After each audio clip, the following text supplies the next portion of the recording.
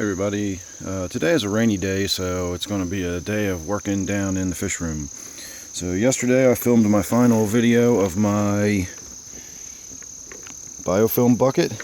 Now that I've actually picked it up and stirred it a little bit and moved it around, you can see how disgusting the water in there actually is. So I'm going to go ahead and dump this out. I'll rinse the sidewalk off later. I just want you to see what this bucket actually looks like.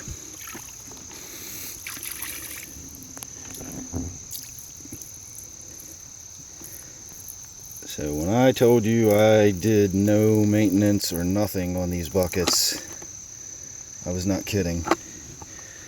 This was just the bucket of biofilm, and all I really had in there was rocks and stuff so that the biofilm would grow on them. I had a particular fish that was a biofilm grazer, and I used this just as food for him.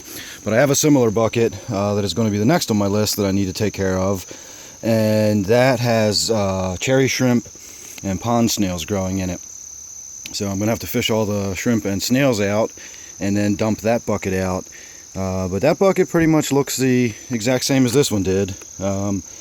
Just remove the rocks and add shrimp and snails, and you basically had the same situation. So that's how filthy and disgusting that water is, that those shrimp are able to live quite happily in, and they breed like mad. So there you have it. I guess that would be the final video of my biofilm bucket. And if we're going to do that bucket, we may as well do my actual shrimp bucket. This one's going to be a little different, because this does have a ton of shrimp in there. You can see this little spider that was been living in there for a while, so he's now free and outside. So that scum is absolutely full of shrimp. This actually has a bunch of snails on it, so I'm going to go ahead and keep that.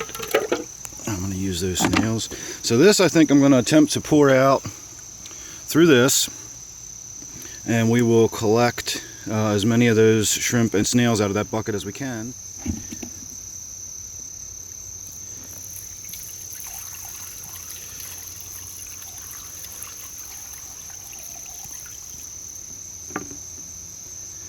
Now I'll get all the snails out of that bucket in a moment.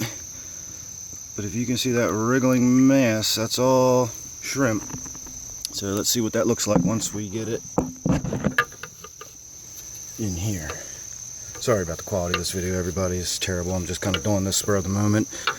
I was going to get this all cleaned out today, but then I decided I may as well document it. So, for lack of a better word, we'll call this documentation.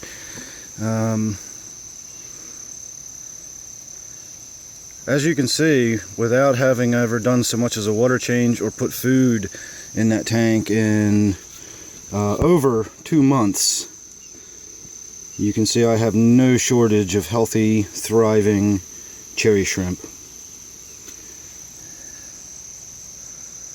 So this is going to go get dumped into my actual shrimp tank, and we'll see what that looks like when it's all done. So sit tight, we'll see the next part.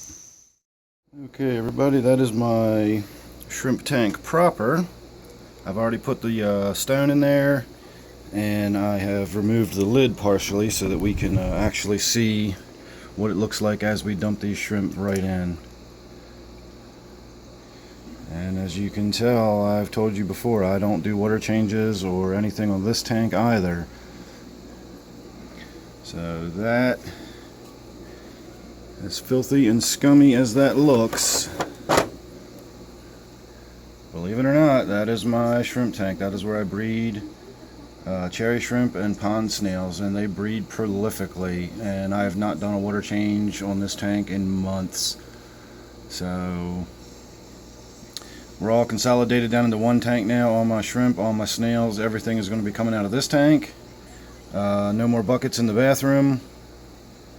And slowly but surely I am consolidating everything down to begin working on my big project, so stay tuned for that.